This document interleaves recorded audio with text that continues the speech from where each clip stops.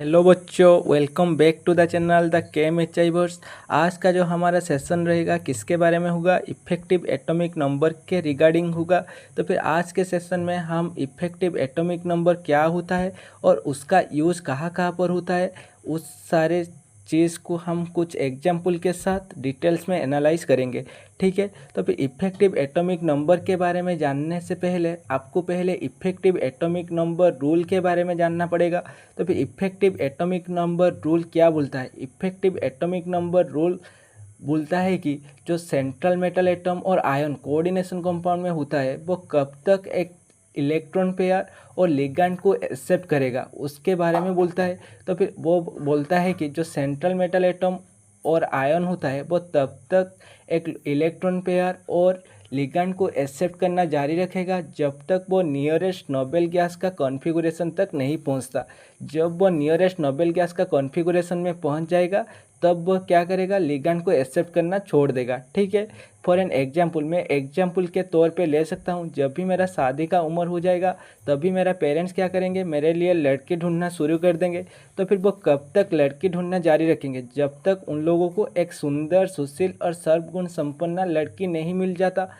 तो फिर जब भी उन लोगों को उसी टाइप का एक लड़की मिल जाएगा, मतलब वो लड़की सुंदर भी हो, सुशील भी हो और सर्वगुण संपन्न भी हो, तब वो क्या करेंगे? लड़की ढूंढना छोड़ देंगे और उसी लड़की से मेरा शादी फिक्स कर देंगे। उसी तरफ जो सेंट्रल मेटल एटम और आयन होता है वो क्या करता है? जब तक नियरेस्ट नोबेल गैस का कॉन्फ़िगरेशन में नहीं पहुंच जाता तब तक वो लिगैंड को एक्सेप्ट करना जारी रखता है। जब वो नियरेस्ट नोबेल गैस का कॉन्फ़िगरेशन में पहुंच जाता तब वो क्या करता है?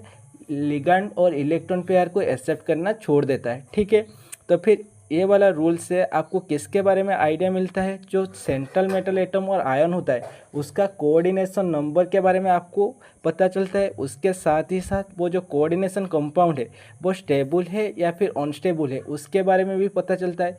जैसे कि मैं बोल सकता हूँ इफ़ेक्टिव एटॉमिक नंबर रूल से आपको क्या पता चला? जो सेंट्रल मेटल एटम होता है कितने लिगैंड को एक्सेप्ट करता है और कितना इलेक्ट्रॉन पेयर को एक्सेप्ट करता है। तो फिर उसी नंबर से आपको उसका कोऑर्डिनेशन नंबर के बारे में पता चल जाएगा। उसके बाद जो कंपाउंड है वो स्टेबल है या फिर अनस्टेबल है वो उसको कैसे पता लगाओगे?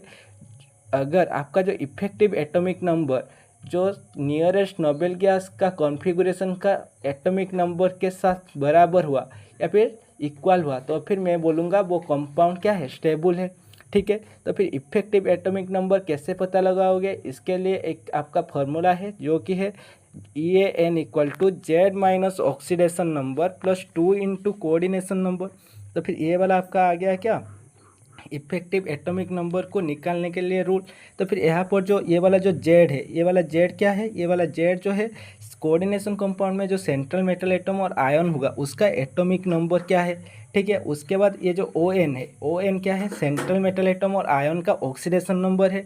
उसके बाद ये वाला जो सी एन है, सी एन है क्या है? Coordination number of the central metal atom और आयन है। तो फिर मैंने यहाँ पर एग्जाम्पल के तौर पे दो एग्जाम्पल लिया जो कि कोऑर्डिनेशन कॉम्प्लेक्स है।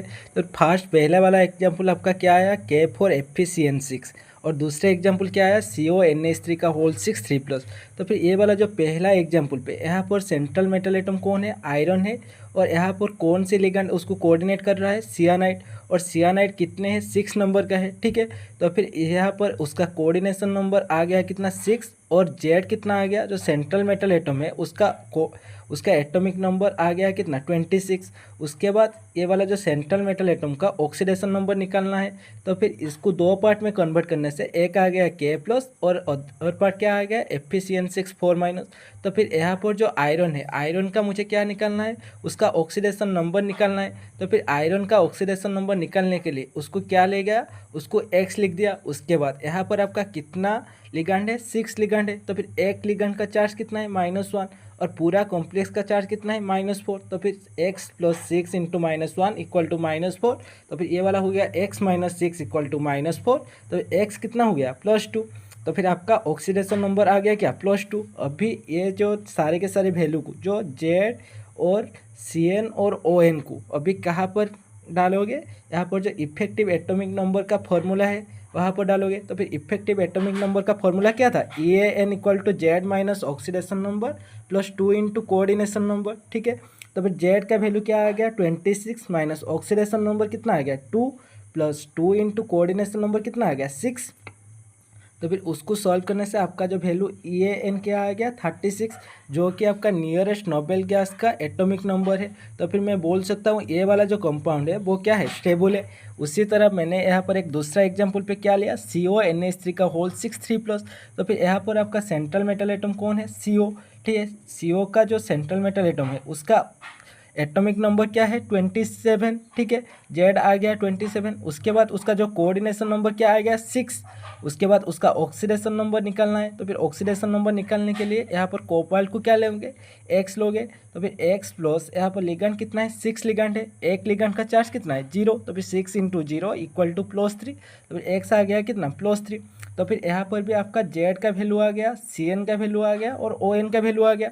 ठीक है, अभी मैं इफेक्टिव एटॉमिक नंबर का जो फॉर्मूला है उसी में डालने से यहाँ पर आ गया क्या 27 minus 3 plus 2 into coordination number कितना था 6। ठीक है, उसको सॉल्व करने से आपका जो इफेक्टिव एटॉमिक नंबर आ गया 36, जो कि नियरेस्ट नोबेल गैस का कॉन्फ़िगरेशन है। तो फिर मैं बोल सकता हूँ कि ये वाला जो कंपाउंड है ये वाला आपका क्या है, स्टेबल कंपाउंड है। ठीक है, उसी तरह आप लोग और भी एग्जाम्पल ट्राई करना, जो भी दिक्कत होगा कमेंट सेक्शन में बताना। आज के लिए इतना ही, रखता हूँ, बाय, गुड नाइट।